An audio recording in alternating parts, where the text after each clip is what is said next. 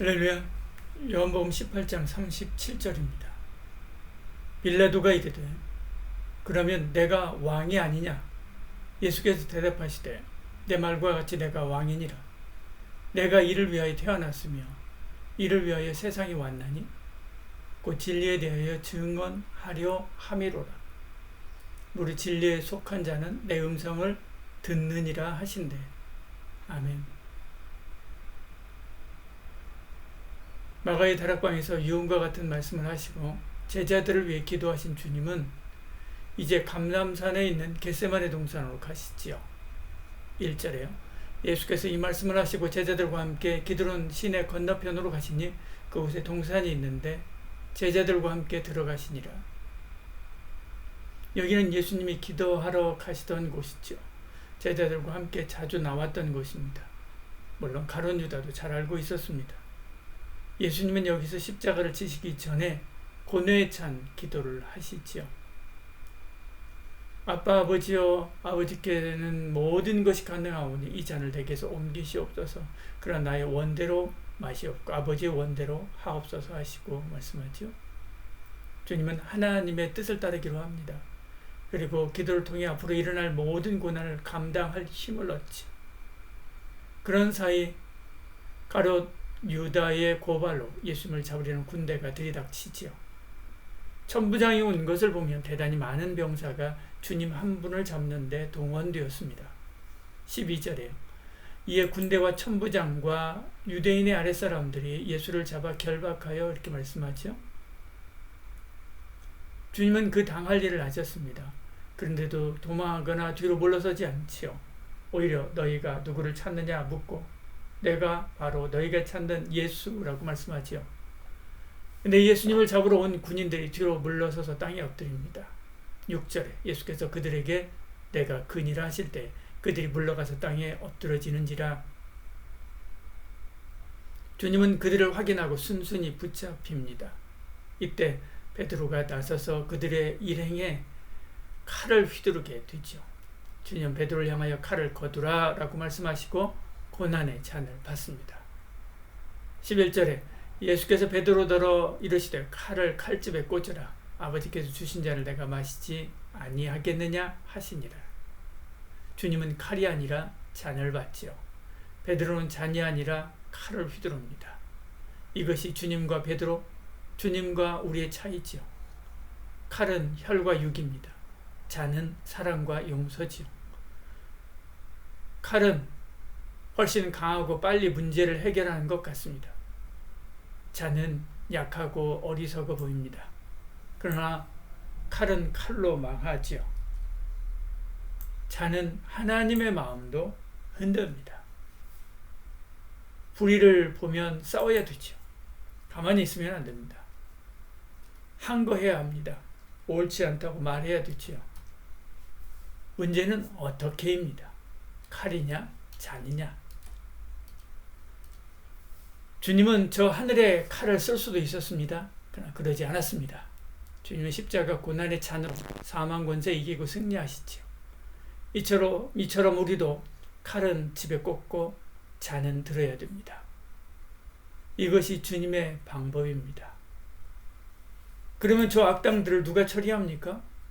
하나님이 하시지요. 우리가 잔으로 대적하는 것은 세상을 그들의 손에 고스란히 넘기는 것이 아닙니다. 하나님의 손에 맡기는 것이지요. 하나님의 판단과 하나님의 칼에 맡기는 것입니다. 선악간에 세상을 심판하실 하나님께 맡기는 것이지요. 결국 잔을 드는 것은 하나님의 칼을 드는 것입니다. 이 세상의 어떤 칼보다 강하고 정의롭고 확실하지요. 무슨 문제를 만나든 주님처럼 용서와 사랑으로 해결하는 저와 여러분 되기를 축복합니다. 그들은 예수님을 끌고 안나스에게 갑니다. 안나스는 그해 대제사장 가야바의 장인으로 실권자이죠. 예수님이 체포되자 제자들은 다 도망갔습니다. 그래도 베드로와 요한은 끝까지 남아 주님이 붙잡힌 곳까지 가죠. 그때 여종 중 하나가 베드로를 알아보게 됩니다. 베드로는 얼떨결에 아니다 라고 이야기합니다. 3번이나 부인합니다. 그러자 새벽닭이 울었습니다. 주님이 말씀하신 그대로 되었습니다. 그는 절대 주님을 부인하지 않을 줄 알았습니다. 그러나 그의 마음은 폭풍에 흔들리던 거미줄처럼 찢기고 떨어져 나갔습니다. 왜냐하면 그는 자기 마음을 믿었기 때문에 그렇습니다. 강하다고 믿었기 때문입니다.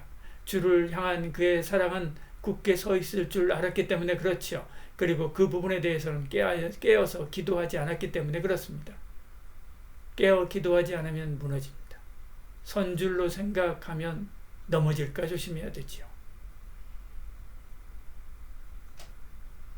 유대 지도자들은 예수님을 빌라도에 넘기기 위해서 관정으로 갑니다. 빌라도는 예수님을 신문하죠. 그는 주님께 내가 유대인의 왕이냐 묻습니다.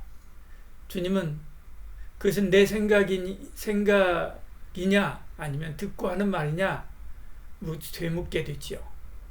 빌라도는 귀찮다는 듯이 대제사장들이 너를 나에게 넘겼는데 무엇을 했기에 그러느냐라고 묻는 것입니다. 그러자 주님은 하나님의 나라를 가르치게 되지요.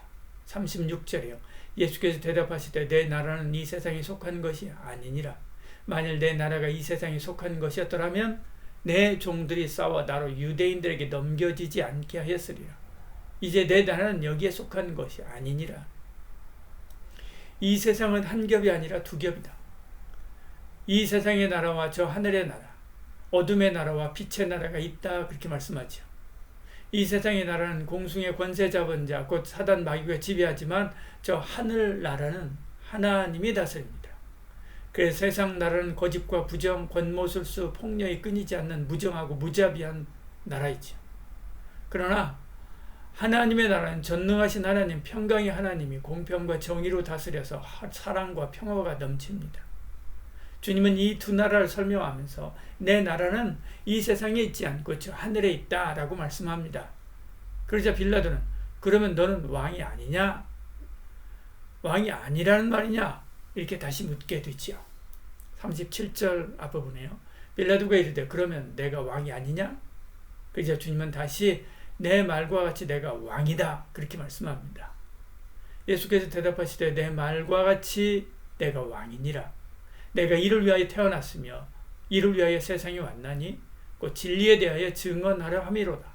무릇 진리에 속한 자는 내 음성을 듣느니라 하신대 나는 저 하늘나라를 이 땅에 회복하려고 온 왕이다. 그렇게 말씀하는 거죠. 주님은 진리로 저 하늘나라를 이 땅에 회복하러 왔다라고 말씀합니다. 이 세상은 참된 진리를 잃었습니다. 거짓과 불의와 악독으로 충만합니다. 주님은 이런 세상에 참된 진리를 전하러 오셨죠. 이 진리의 말씀을 듣고 믿고 영접하는 자에게는 하나님의 나라가 임합니다. 지금 주님은 빌라도에게 진리의 복음을 전하고 있는 거죠. 빌라도는 주님의 말을 다 이해했습니다. 그리고 그가 보인 반응은 이것입니다. 38절에 빌라도가 이르되 진리가 무엇이냐 하더라. 그는 진리를 거절한 거지요. 진리가 밥 먹여주느냐? 이것이 빌라도의 생각입니다. 그러나 우리는 진리 없이 살 수 없죠. 고린도후서 13장 8절에 이렇게 말씀합니다. 우리는 진리를 거스러 아무것도 할 수 없고 오직 진리를 위할 뿐이니 이것이 하나님의 사람입니다. 빌라도가 생각하기에 예수님은 유대인들이 말하듯이 로마에 반역하는 주인이 아니었습니다. 그래서 죄 없다 선언하지만 그들의 압력에 못 이겨서 십자가에 내주고 맙니다. 예수님은 십자가의 길을 가지요. 빌라도는 피가 낭자한 주님을 보면서 저것이 진리의 끝이다 라고 생각했을 것입니다. 그러나 주님은 그것이 끝이 아니었습니다. 다시 사셨죠. 부활하고 승천했습니다. 진리가 무엇이냐가 아니라 진리가 어디 있느냐라고 묻고 따라야 되죠. 그것이 저 하늘의 부활 생명에 이르는 길입니다. 기도하겠습니다. 주님, 제가 대제사장이었습니다. 주님을 반대하고 핍박하던 대제사장이었습니다. 그런데도 십자가에 보혈 흘려 살려주시는 애 감사합니다. 주님, 제가 빌라도였습니다. 주님의 복음 초청을 거절하던 빌라도였습니다. 그런데도 참고 참으며 부르시고 또 불러 하나님의 자녀 삼아 주신 것 감사합니다. 주님, 제가 베드로였습니다. 제 믿음을 믿고 주 따르다 넘어지고 자빠지기를 반복하던 베드로였습니다. 그런데도 7의 70번이라도 용서하시며 다시 이렇게 세워주신 주님 감사합니다.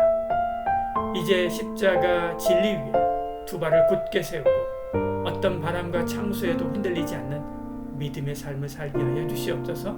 예수님 이름으로 기도드리옵나이다. 아멘.